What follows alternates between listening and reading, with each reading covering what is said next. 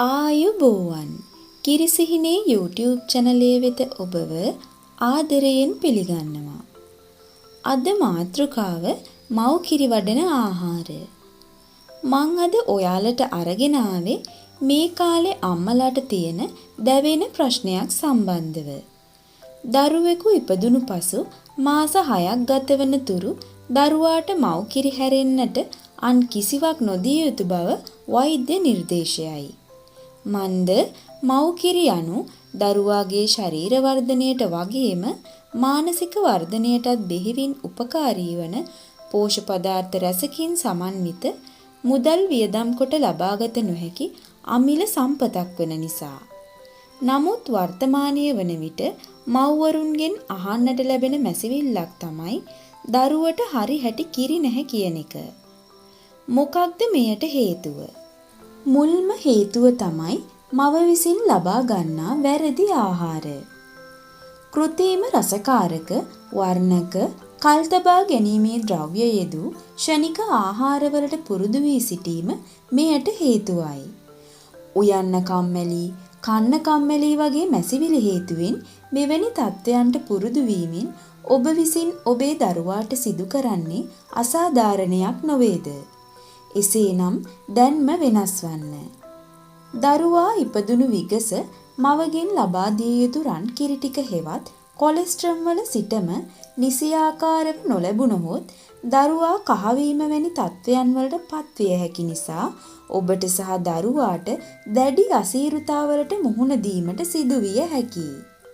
ඔයාලා තාමත් කිරිසිහිනේ YouTube channel එක subscribe කරලා නැත්නම් දැන්ම subscribe කරන්න. පැත්තෙන් තියෙන bell button එකත් click කරලා අපේ වීඩියෝත් එක්ක එකතු වෙන්න. ගර්භණී භාවයේ මුල් ත්‍රිමාසිකයෙන් පසුව ඔබට පහත සඳහන් ආහාර වර්ග ඔබේ ආහාර වේල් වලට හැකි සෑම විටම දරුවා බිහි කර මාස 6ක් ගත වෙන තුරු ලබාගත හැකි නම් ඔබට හෝ ඔබේ බිලින්දාට මව් කිරි ප්‍රශ්න නම් ඇති වෙන එකක් නැහැ. එළවලු වර්ග, කොස්, පොලොස්, කෙසෙල් මුව, අමුගස් ලබු, කරවිල, මුරුංගා. පලා වර්ග, සිංගප්පූරු හෙවත් ජපන් බටු, කිරි අඟුන, කිරි හැන්ද. අල වර්ග,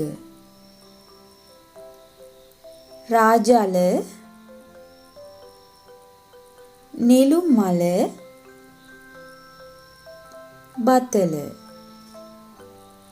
ධාන්‍ය වර්ග, කොල්ලු, කුරහන්, හබලපෙති, බාර්ලි, කුළුබඩු.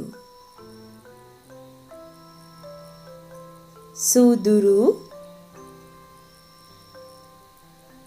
කුරුඳු, මහදුරු, උළුහාල්, කොත්තමල්ලි. එසේනම් අද වීඩියෝ එකෙන් සමුගන්නවා. ඔබට තෙරුවන් සරණයි.